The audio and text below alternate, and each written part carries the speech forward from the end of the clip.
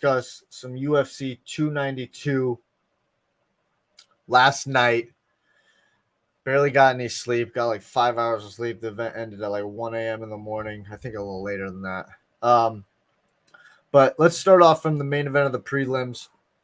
The return of Chris Weidman taking on Brad Tavares. He loses a decision to Mr. Tavares. I mean, listen, it was an exciting fight. It was great to see Weidman back. It wasn't great to see the stuff that he was going through. Weidman is a tough SOB. The guy took a lot of damage, took some big shots. Both legs were compromised.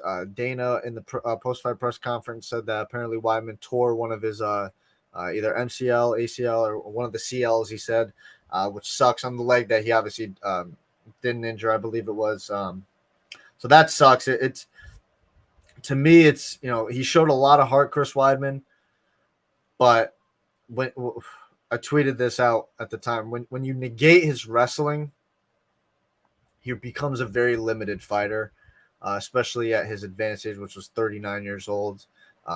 His chin has been suspect for a very long time. His striking is average at best, I would say. Maybe you want to push it to good, but it's nothing that's going to knock your socks off, even though he landed some good shots against Tavares. And, it wasn't great to see. There were some big moments for Weidman, but at the end of the day, it was a tough watch seeing Weidman suffer through so much. Dana was asked, or Dana said that he thinks Weidman should probably retire because he's going to be out for probably another year, recovering from this CL injury, whichever it was, and he thinks he should retire.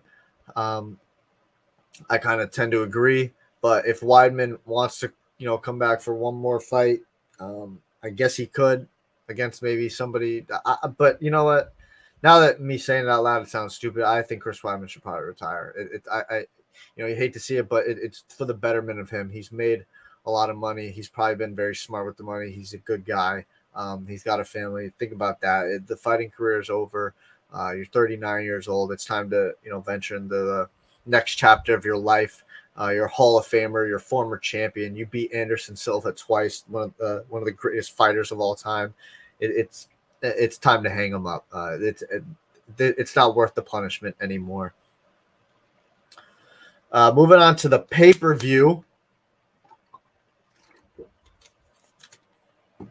Cheeto beat Pedro. The pay-per-view was it long, huh? A lot of decisions except for the main event, obviously.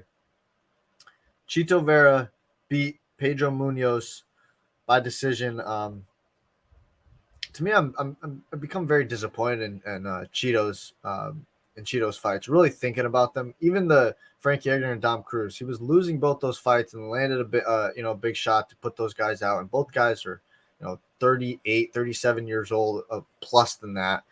Frankie might have been 39. And it's just, both guys had been finished before. It just, when you look at it, it's just not super impressive. I thought, because Cheeto is so talented, he's so good. It's just he plays around too much, and he did in this fight. In the first 2 rounds, he basically stayed on his back foot and let Pedro kind of control everything. And then the third round, you saw he took it to Pedro and dominated the entire round 3.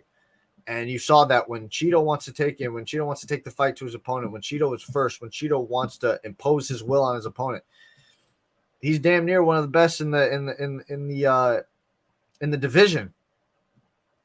He showed it. He was clearly the better fighter to me than Pedro. Cheeto was. And I think you saw it in round 3 when he decided to be first and he decided to take the fight to Pedro. Pedro didn't really have any answers for it. So that's really just Cheeto needs to, he's got so much skill. He's got power. He's got a great chin. He's got good jiu-jitsu game. He got good wrestling. He's got good takedown defense. He's got good strikes. He's got speed. I don't get it. I don't get the laying back and shit like that. It makes no sense to me. It's very Yoel Romero-esque, and it's just, it's not indicative if you want to go win a championship.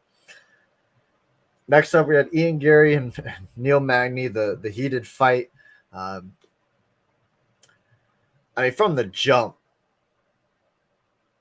Magny was in for it, man. I mean, the leg just kind of get. I don't know what was it. I don't know if he came in with the something that happened before the fight, a pre-existing injury.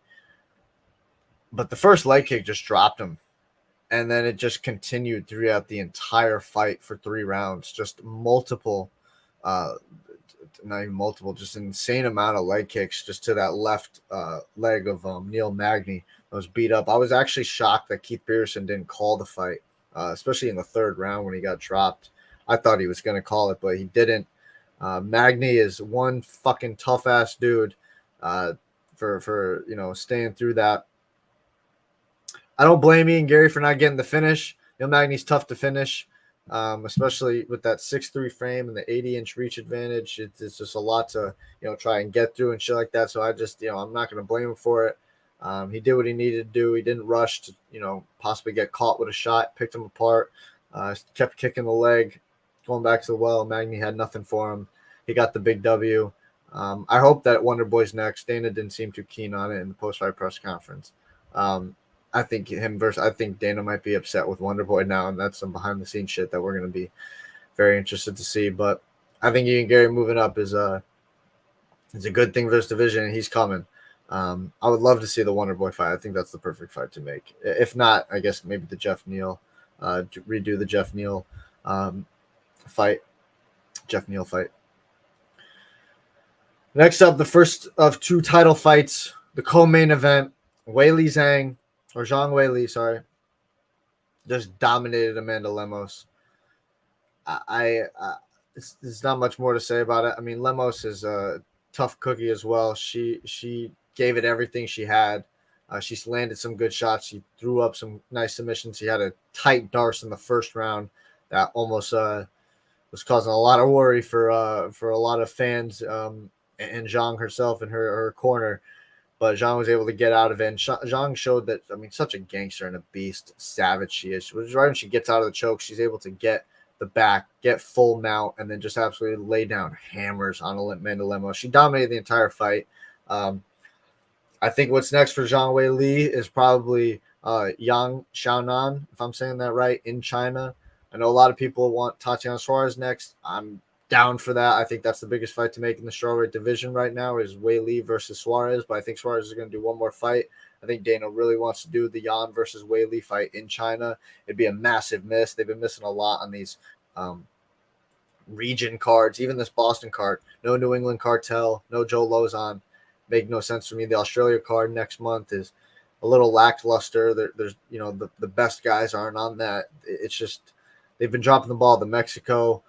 Not being in Mexico with all these champions, they've just been dropping the ball a lot lately in region cards. So I just hope that they kind of have to do right by this one and do this one in China, Weili versus Yan for the title, and then Suarez just takes a fight.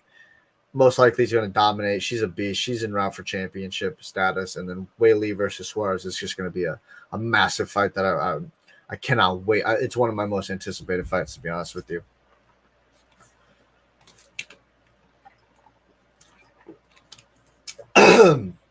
Excuse me. Next up, the main event, the final fight, the fight in which this card was built around. Sugar Sean O'Malley taking on the champion Aljamain Sterling.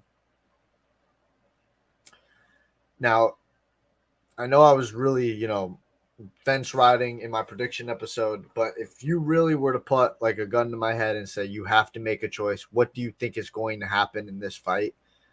My best prediction would have been, I believe, even though I love Sugar Show, I think Aljo is able to get him down, get his back, and get the rear naked choke and finish him in under 2.5 rounds. That was what I truly would have believed if you really just asked me to be blatantly honest with you. I was 1,000% wrong. 1,000% wrong. Now, I think it was more to do with the lack of trying. Aljo only attempted 2 takedowns in this entire fight. I don't understand that. And especially, he didn't know this, but he's going to beat himself up even more knowing that Sugar didn't even grapple or wrestle or anything for the last 6 weeks because he had a muscle spasm, he said, in his rib cage, I believe. that's even more reason that he should have tried to initiate the grappling and taken him down. He said in the post-fight press conference, he tried to be a little more exciting, and that shit'll bite you in the ass. I don't understand it. I think he is going to beat himself up for that, only going for 2 takedown attempts and not pushing the action in the wrestling department more. I spoke about it. He's one of the best backpackers in the game, and he didn't even really attempt any of that shit. The takedowns that he did attempt were kind of They weren't full force. They were just I'm throwing it out there. It was very disappointing. Aljo's point. I don't understand. You have a clear advantage in one area and you don't take the fight there. Makes no sense to me. But in terms of the finish, we are here, ladies and gentlemen. We are in the Sugar Show era. Sugar Sean O'Malley era has begun, and I am that the shot that he landed on Aljo was a beautiful shot. First off, showed the replays of him and Connor's shot that was kind of similar, but I was absolutely shocked when I saw this because I didn't. While I thought Sugar could get the knockout, I thought Aljo was going to try and take him down. He rushed in, he got caught and dropped. And yeah, you can argue it could have went on a little bit more, give the champion a lot more time to recover. He wasn't completely out of it. He was rolling to try and get up. But the ref called. The ref gave him a good amount of time. Aljo didn't really show a lot, but I could hear the argument and see the argument that was an early stoppage. I would tend to agree with that it was an early stoppage. But the ref called it. The fight was over, and Sugar Sean O'Malley is your new UFC bantamweight champion. The Sugar era has begun, and this man has. I mean, they said it literally after the fight so many different times. He's not entering star status. He is a star. He is a star. I don't know about superstardom. If he sold over 1 million pay-per-views, this guy is a certified superstar, but so many exciting matchups to come for Sugar Sean O'Malley. You've got an Aljo rematch, which I can't believe he's actually not getting an immediate rematch if he stays. It just shows to you that Dana was just wanted this title off of Aljamain Sterling, which kind of sucks. But I mean, he defended the title 4 times, I believe. You would think that he would earn the respect to get the immediate rematch, but I guess not. So I mean, the Aljo rematch is out there. The Marab fight is out there. The Cejudo fight is out there. But I think the one that's probably going to happen is the Chito Vera rematch. Chito versus Sean. Sean is very keen on it. Chito wants it. I think that's the fight that's probably going to happen.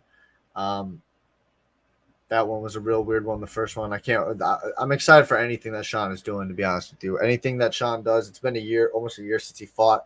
This guy needs to fight more often because the Sugar Show is a real deal. He is a star, a bona fide star in this sport now. And he's just going to rise even further as long as he keeps winning. That superstardom status is going to be there. And I can't keep saying enough. The Sugar Show era has begun so far. He's already talking about Gervonta Davis. This is crazy. This is crazy shit. I don't know. This is the Conor playbook all over again, but he wants it. I'm here for it. I'm a fucking degenerate. I'm here for it. All right, but that was UFC 292.